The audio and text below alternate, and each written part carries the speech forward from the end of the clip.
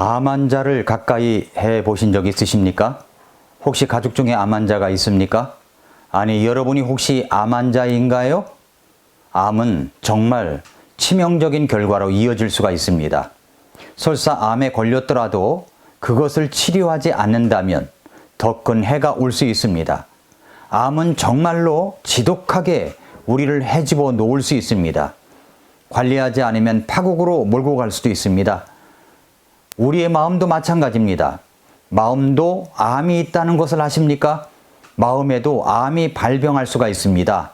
마음의 암, 그것이 도대체 무엇입니까? 오늘과 내일 우리는 마음의 암과 그 해결책에 대해서 나누도록 하겠습니다.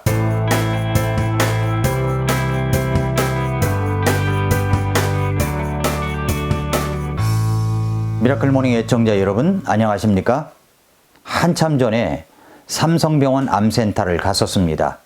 저희 어머님께서 검사를 받으셔서 결과 확인차 이른 아침 갔었습니다. 아침 일찍부터 엘리베이터에 탄 사람들의 모습을 보니까 머리에 모자를 쓰신 분, 얼굴이 초췌하신 분, 뭔가 깊은 근심된 얼굴이 있으신 분 등 여러 모습들이었습니다. 암센터에 오면 숙연해집니다. 현대인들이 가장 무서워하는 병은 악성 종양입니다. 종양은 어디서든지 자랄 수 있습니다. 식도에 생기면 식도암, 위에 생기면 위암, 폐에 생기면 폐암입니다. 대장에 생기면 대장암입니다. 뇌에 생기면 뇌종양암입니다. 그런데 하나님께서는 우리 마음에도 종양이 생길 수 있다고 말씀하십니다. 그것도 악성 종양입니다. 그것을 성경적인 용어로 이야기한다면 쓴뿌리라고 말씀하십니다. 우리의 마음의 쓴뿌리, 악성 종양이 자랄 수 있다고 말씀합니다.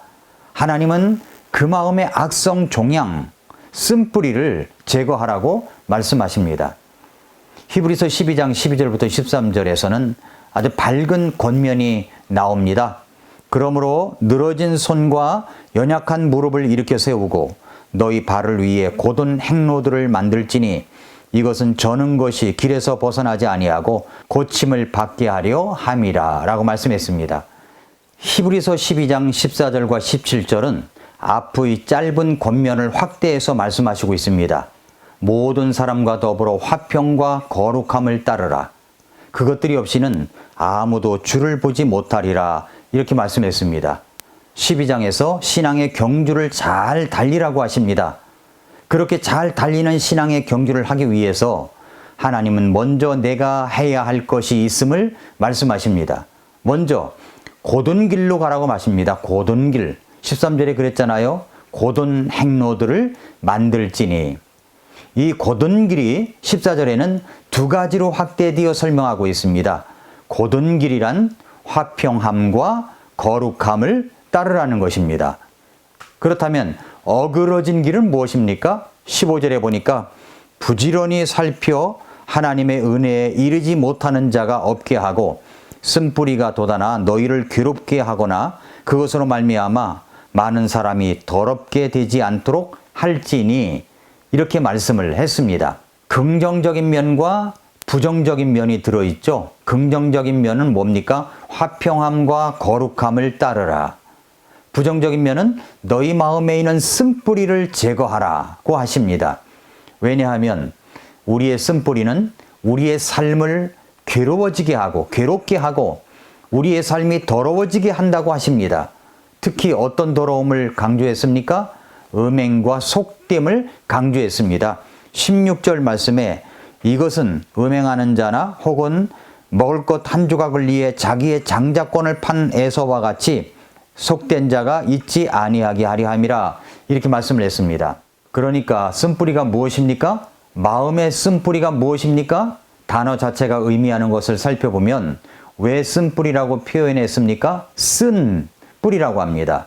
뿌리는 깊이 묻혀 있습니다. 오랜 세월을 두고 뿌리를 내리고 있었던 것이죠. 마찬가지입니다. 우리의 잘못된 것은 하루아침에 생겨난 것이 아니라 오랫동안 형성되어 왔다는 것입니다.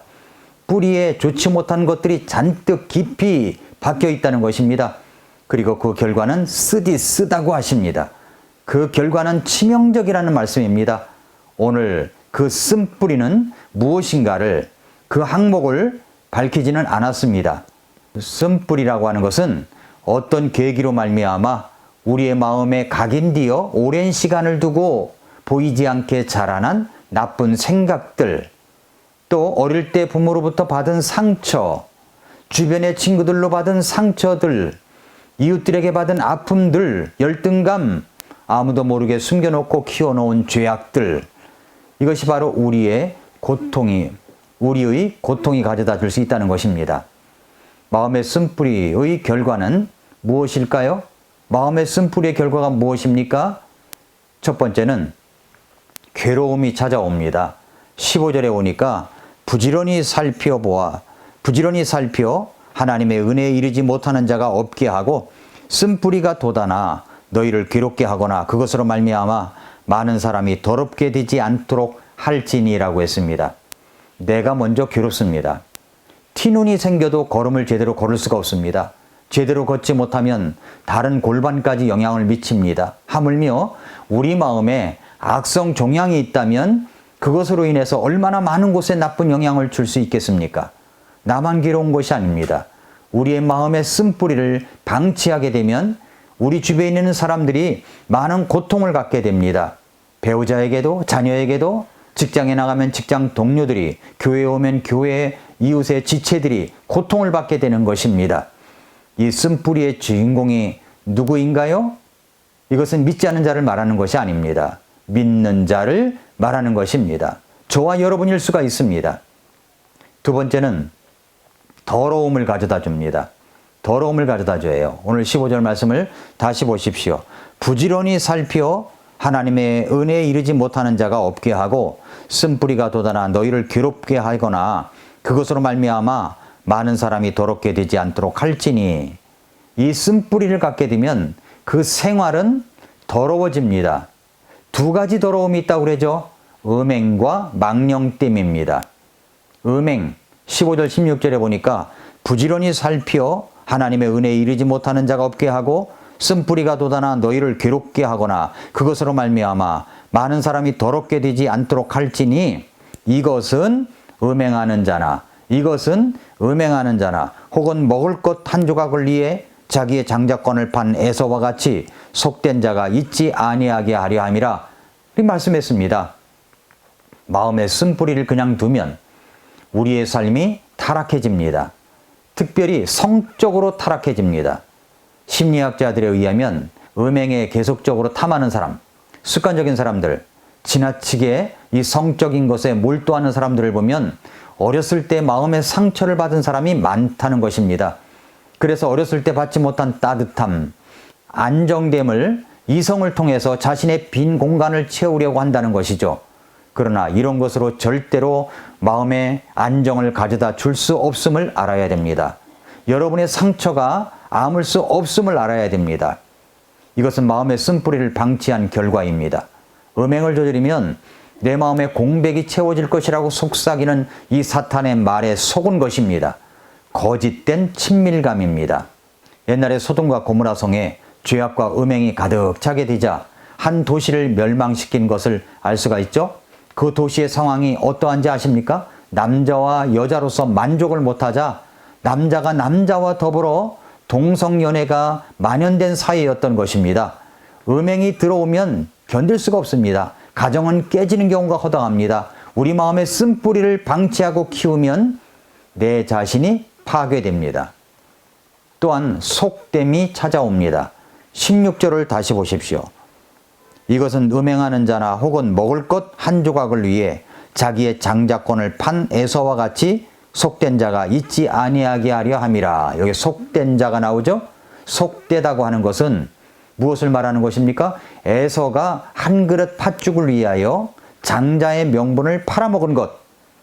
이것은 오늘날 무엇을 말합니까? 하나님의 자녀로서의 명분과 명예보다도 이 세상에서 주는 작은 이익을 위해 하나님의 축복을 경홀히 여기는 것을 속되다고 망령되다고 말하는 것입니다.